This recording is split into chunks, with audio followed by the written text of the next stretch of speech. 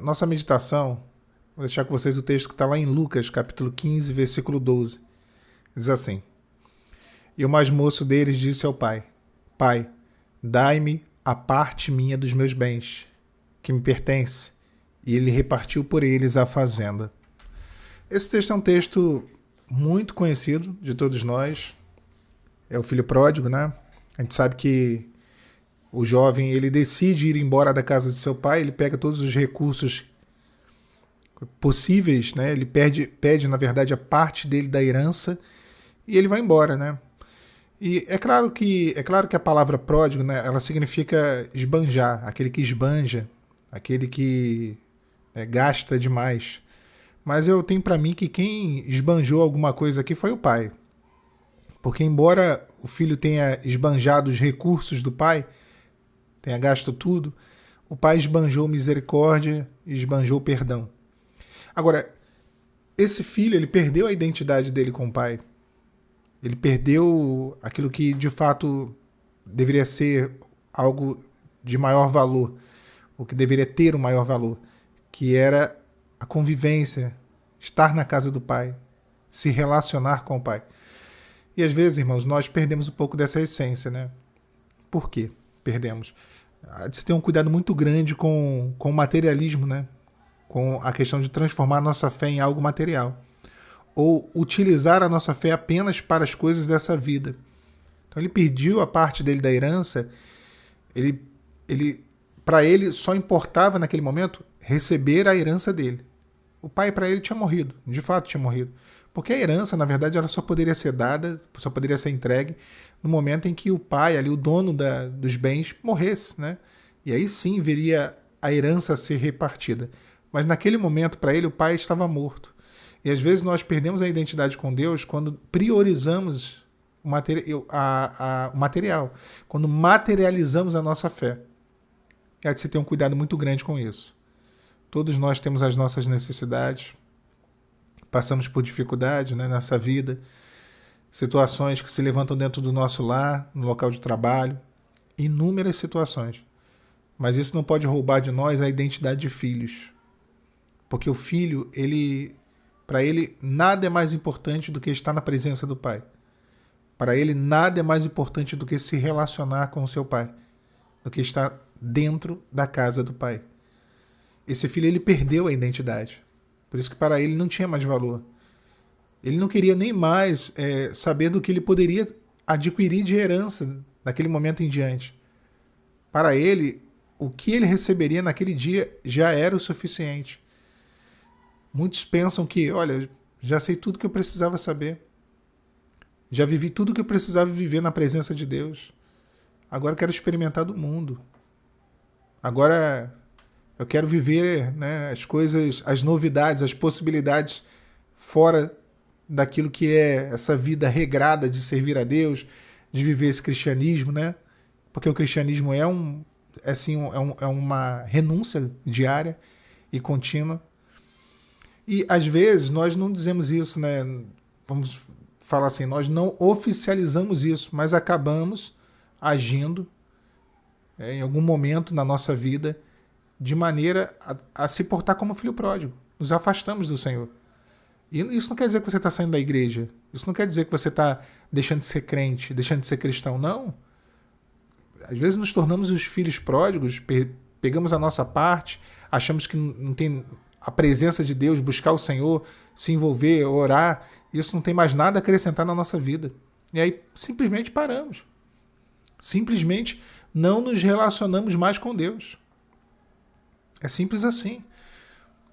A nossa jornada é uma jornada de construção. Então, a nossa fé ela é edificada dia após dia. Paralelo a isso, o adversário ele faz uma desconstrução também. E às vezes nós, sem notarmos, já estamos saindo da presença do Senhor. Isso não necessariamente quer dizer sair da igreja. Isso não quer dizer sair da casa do Pai literalmente. Algumas vezes eu saí da presença de Deus estando dentro da igreja. Estando dentro da igreja. Eu vivi o mundo. Eu não tinha mais parte. Para mim, o pai tinha morrido. O que é a morte? Senão a ausência do relacionamento, a falta de uma conversa. Você não conversa com quem morreu, né? Você não se relaciona, você não conta como foi o seu dia, você não desabafa. Para o morto, não. Então, para ele, o pai tinha morrido, ele não tinha mais o que contar, ele não tinha mais a necessidade de compartilhar com o pai. E essa sempre foi a vontade de Deus para conosco. Essa comunhão, essa interação, esse compartilhamento. Essa sempre foi a preocupação do Senhor. O Senhor, ele lá no Éden, ele descia na viração da tarde, pela copa das árvores, e ele conversava com Adão e Eva. Ele conversava. Até que teve um belo dia que, por conta do pecado, da desobediência, eles se esconderam. Eles não estavam ali no café da tarde, né? Marcado com o Senhor. Então Deus, ele tem essa alegria de conversar conosco. Imagina a dor daquele pai, vendo o seu filho pedindo a parte da herança, pedindo aquilo que não tinha valor, que para ele naquele momento tinha muito valor. E às vezes nós nos afastamos do Senhor priorizando coisas que não possuem valor. Mais do que o Senhor, não. Mais do que o Senhor, não. E, é claro, a gente pode abrir um leque imenso de coisas, né? De possibilidades, de necessidades. É muito, muito bom a gente orar por um bom emprego, por uma boa carreira, por um relacionamento, pela saúde. Isso está tudo certo, não tem dificuldade nenhuma. Mas quando priorizamos, nos afastamos do centro da vontade de Deus. Nos afastamos da graça. Quando materializamos a nossa fé, hoje nós vivemos, infelizmente, um cristianismo onde a fé está sendo materializada. Você vê, né? Jesus, quando ele não chama Satanás de Senhor, ele não chama César de Senhor, mas quando se trata do dinheiro, ele fala que ninguém pode servir a dois senhores. O dinheiro, para ele, é um senhor. Ele coloca como um senhor. Não um senhor dele, não um senhor na vida dele, mas um senhor que torna servo o homem. Então, esse é o cristianismo que muitas das vezes, infelizmente, se vive. Onde as pessoas se afastam da presença do Pai, do contato com o Pai. Perdem a sua identidade como filhos. Mesmo estando ali fisicamente dentro da igreja. Mesmo carregando o nome de Cristo, né? Como cristão. Tem uma das cartas de João, lá em Apocalipse, né? Para as igrejas da Ásia Menor, que ele diz: tens nome de que vive, mas é morto. Ou seja, carrega o nome de quem vive, carrega o nome de Jesus. Ainda tem ali a identidade como filho, sabe? A identidade no sentido do nome. Ainda pode ser conhecido como filho, mas não carrega mais a identidade da intimidade. E isso nós não podemos perder. Ser filho é ter intimidade. Ser filho é ter comunhão. Ser filho é ter uma conexão que não pode ser rompida, que deve ser sim priorizada. Não sei quanto tempo você está fraco. Talvez pelas situações que estão se levantando, isso acontece, todos nós. Em algum momento nos enfraquecemos, todos nós em algum momento cansamos, todos nós em algum momento esfriamos e nos afastamos do centro da vontade de Deus.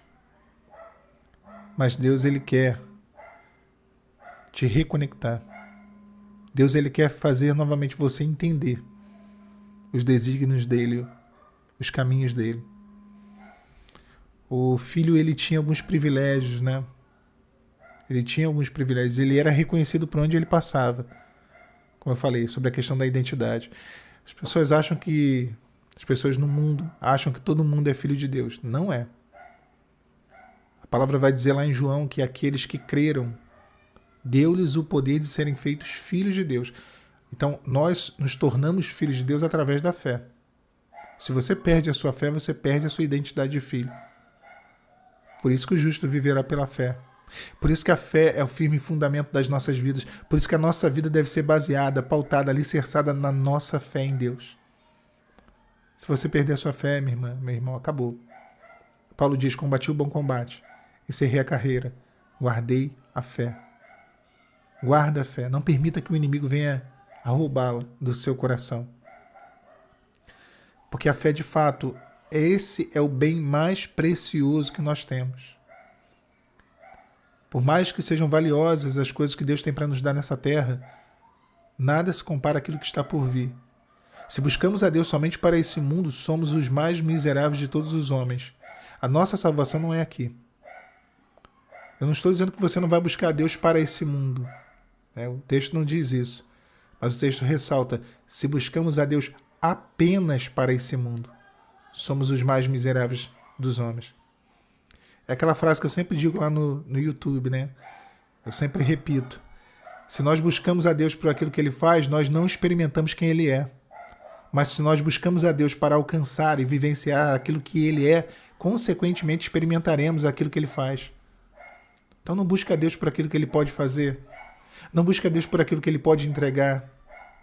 Não faça do Senhor, e eu sempre tenho dito isso, disse ontem inclusive, o gênio da lâmpada, o cumpridor de desejos. Não busque o Senhor para se relacionar com Ele, para ter intimidade com Ele. E aí você vai ver que, de fato, aquilo pelo qual você iniciou como motivo da sua busca não tem tanto valor quanto aquilo que você encontrou no meio do caminho, no processo, que é o Senhor. Eu subindo o monte durante a pandemia, né? Eu subia com a minha lista de oração. E aí era um monte de pedidos, um monte de coisas ali para... Eu falava: Senhor, abençoa, Senhor. E eu tinha a minha lista, né? Todo mundo tem a sua listinha de oração, o seu carrinho da Shopee do céu, onde a gente coloca diante de Deus as nossas necessidades. Mas aí quando você começa a se relacionar com Deus, você começa a ver que, de fato, é tão maravilhoso estar na presença dele.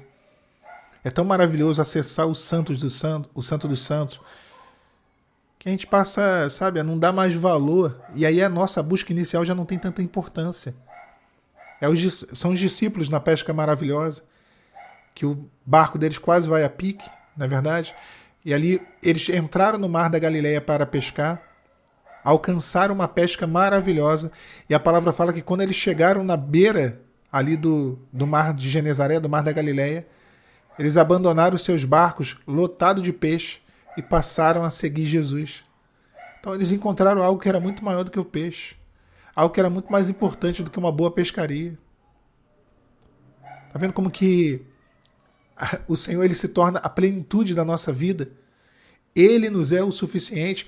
Aquele jovem, ele pegou uma parte da herança dele, ele achou que uma parte já era suficiente. Nunca é o suficiente. O cordeiro deve ser comido por inteiro. Jesus é o cordeiro, ele por inteiro, é o evangelho de Cristo por inteiro, não um evangelho fragmentado, sabe? Eu quero buscar o Senhor porque eu preciso de uma bênção de saúde. Eu quero buscar o Senhor porque eu estou passando por uma dificuldade no meu casamento. Claro que Deus, o Senhor, pela graça e misericórdia dele, ele nos puxa à presença dele, ele nos atrai, como diz o texto de Deuteronômio, por isso eu vos atraí ao deserto. E Osés repete isso dizendo: para falar o vosso coração. Ele nos atrai através de um problema. Ninguém vai para a igreja porque eu quero ir para o céu. Ninguém foi para a igreja por conta disso. Eu não fui, eu sei que vocês não foram. A gente vai para a igreja porque o pneu do cliente estourou. E aí você teve que ir lá na borracharia para trocar o pneu. Alguma coisa que estava indo bem deu errado. Senão a gente não teria nem ido. Ninguém vai querendo comer da árvore da vida, andar nas ruas celestiais, nada disso. A gente queria que o Senhor solucionasse nossos problemas. E aí ele nos leva à presença dele. E aí quando a gente entra, a gente encontra algo muito maior, muito melhor do que aquela busca efêmera, aquela busca para essa vida. É a nossa experiência, né?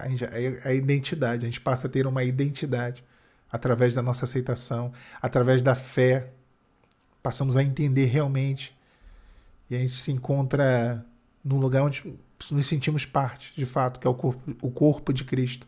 Nos sentimos parte ali, uma identidade como filhos de Deus. Então não perca essa identidade. O adversário, ele faz de tudo para tirar a identidade. Sempre foi esse o projeto dele. A gente poderia aqui ficar a noite toda falando, né? Só para dar alguns exemplos. Lá atrás, quando o povo de Israel, na época de Moisés, qual foi a ordem de Faraó?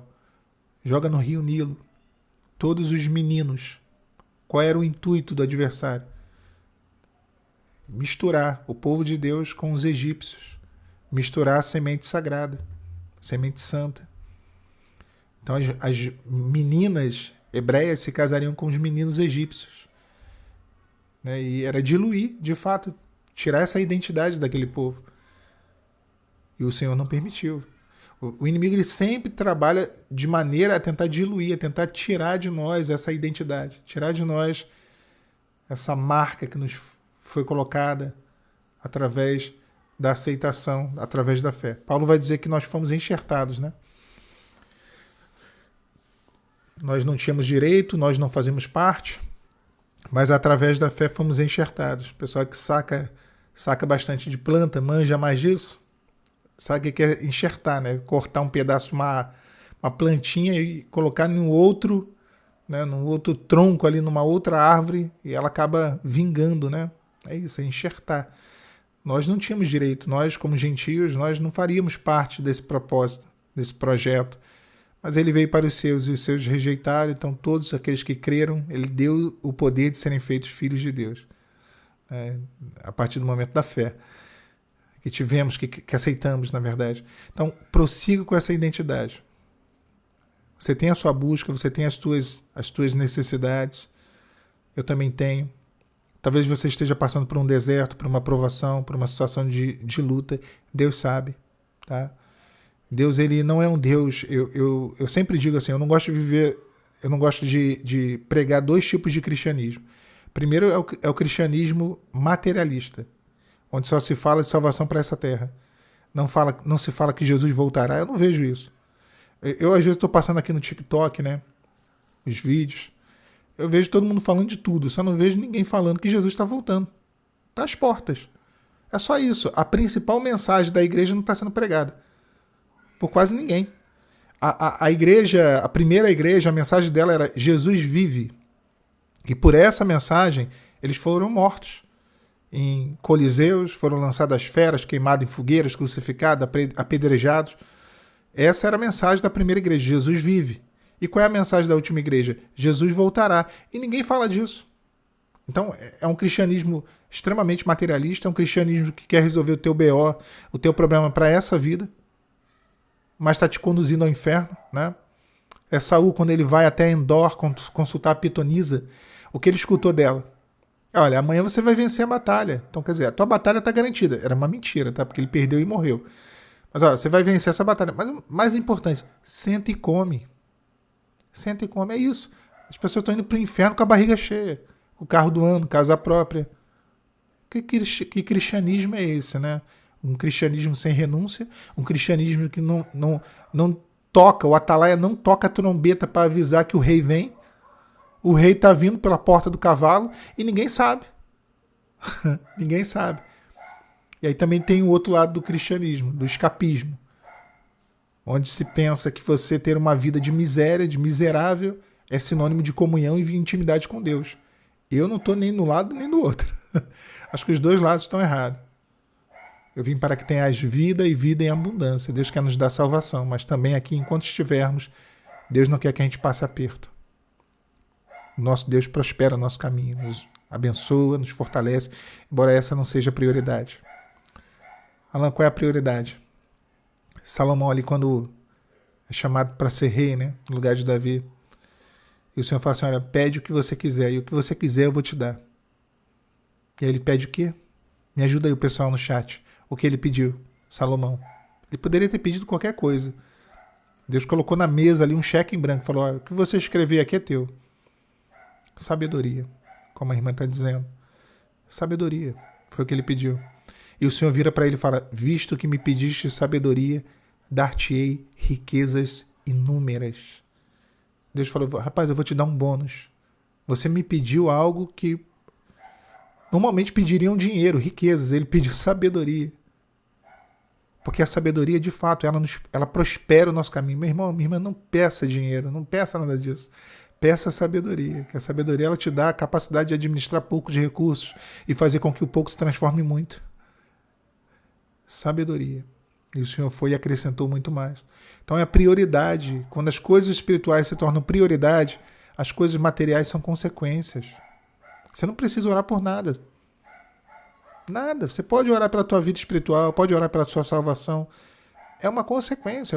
Isso aqui eu estou falando para os irmãos à luz da Bíblia. Buscar primeiro o reino de Deus e todas as demais coisas vos serão acrescentadas. Eu vou ressaltar todas as demais coisas. Você não precisa orar por nada. Só ora pela tua salvação, pela tua vida com Deus, pela tua comunhão. Só isso. Só isso tudo.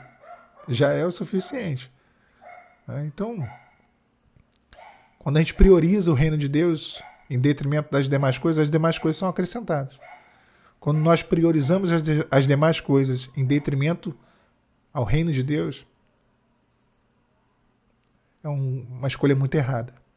Né? A bênção do Senhor, ela que enriquece. E ela não acrescenta dores. Quando acrescenta dor, não é bênção. Quando tira a paz, não é bênção. Quando não há graça, não há alegria, não há satisfação em plenitude, não é bênção. As pessoas confundem, né? Porque no mundo, o que é prosperidade para o mundo? É ter de tudo. E o que é prosperidade para um servo de Deus? Para o homem e a mulher de Deus? É não sentir falta de nada. É o Salmos 23. O Senhor é meu pastor e nada me faltará. Isso é ser próspero. É não sentir falta de nada. Eu não estou dizendo com isso que a gente não passa por situações difíceis. Passamos. Nós não somos privados de lutas, de dificuldades. No mundo tereis aflições. Eu costumo dizer que todo dia a gente acorda de manhã e tem uma luta esperando a gente. E tem um gigante aguardando por nós. Mas também tem um Deus que guarda as nossas vidas e se levanta conosco. Todos os dias. A cada manhã, as misericórdias do Senhor se renovam. E elas são a causa. Ela é a causa, né? A misericórdia de Deus. De nós não sermos consumidos. Então Deus, ele tem guardado seu caminhar. Ele tem te sustentado. Ele tem te fortalecido. E essa posição de filho, não se importe com algumas coisas que as pessoas, né, às vezes dizem e tudo mais. Eu, por exemplo, eu não sofro com algumas preocupações. Não mesmo. Eu acho que aquilo que é meu, da parte do Senhor, da parte do meu Pai, meu será. Em algum momento meu será. Tem gente que tem a síndrome de Adonias, né? Ou a síndrome de Absalão. Quer tomar na força. Sabe? Não faça isso não, deixa. Quer ter, chega o momento. Tem uma frase que eu odeio, o pessoal fala aí direto, eu não gosto. Quem não é visto não é lembrado, né? Esses dias até ouvi o Cláudio Duarte fazendo uma colocação sobre isso, muito pertinente.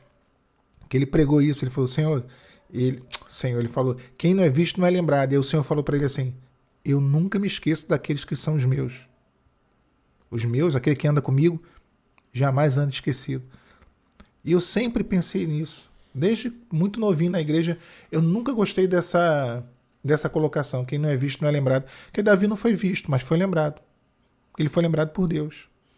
Então você não precisa ficar, eu estou aqui, olha eu aqui. Não, quando chegar o tempo de Deus para a sua vida, nada nem ninguém impedirá. Nada vai te resistir. Vai acontecer, sabe? Vai acontecer. Jesus ficou incógnito durante 30 anos. Ninguém sabia quem era Jesus. 30 anos. Não é verdade? E aí com 30 anos começa o ministério dele. Até Jesus ele teve que esperar o tempo, o momento. Ele teve que esperar o tempo. Davi ficou, dizem que com 15, 16 anos ele foi ungido por Samuel. E a palavra diz que ele começou a reinar com 30. Então ele ficou aí pelo menos 14 a 15 anos também, fugindo de Saul, correndo para lá, correndo para cá. Entenda o seguinte, se você busca a exaltação de Deus, esteja pronto para a rejeição. Deus, antes de exaltar alguém, ele permite com que a pessoa seja rejeitada. Deus, antes de exaltar a cabeça de alguém, ele permite que a pessoa seja rejeitada. Deus, antes de te colocar na frente de todos e te engrandecer, ele vai te esconder. É um processo bíblico. Todos os personagens bíblicos passaram por isso. E vai ser diferente comigo, com você? Não, de forma alguma. Então você está vivendo um processo que é o processo de Deus. Tem coisa que é necessário dar errado e está dando errado para dar certo. É o errado de Deus. O errado de Deus é certo. O errado de Deus é diferente. Essa cisterna de José, né? É o errado de Deus. Deu errado para dar certo. Jefté sendo expulso de Gileade, deu errado para dar certo. Então Deus está criando os meios dele, as formas dele, de fluir na sua vida, de fazer você entrar e viver realmente aquele que é o propósito dele para você. Não se contente com a metade. Não se contente com uma parte. Porque o filho tem direito a tudo. Quando o filho pródigo volta, o pai fala assim: tudo que é meu é teu. Por que tu foi embora? Né? Não é o que o pai fala? Quando estamos na presença do Senhor, nós temos direito ao todo. Por que abandonar o Senhor por uma parte? Por que priorizar um pedaço se a gente pode ter o todo? Não é verdade?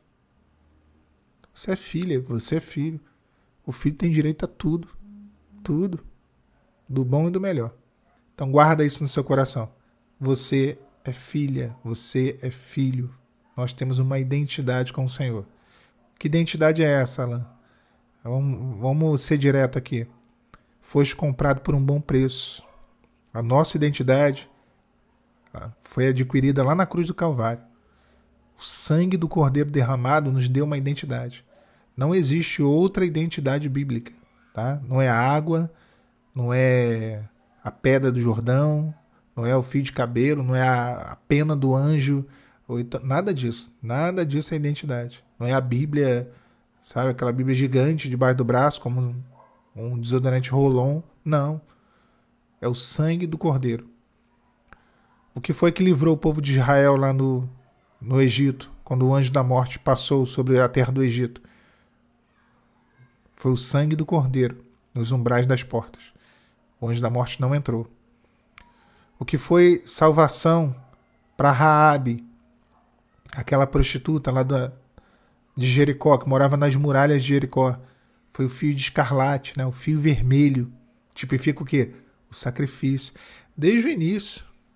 A Bíblia, desde o início, está falando do sacrifício de Jesus. Desde o início. Só não entende quem não quer. Né? O Esaú desprezou a primogenitura. Ele desprezou a primogenitura. E trocou, né, por um prato de lentilha. Deus estava falando com ele o tempo todo no vermelho. O tempo todo mostrando para ele, né, o projeto da redenção. E ele ignorou. Né?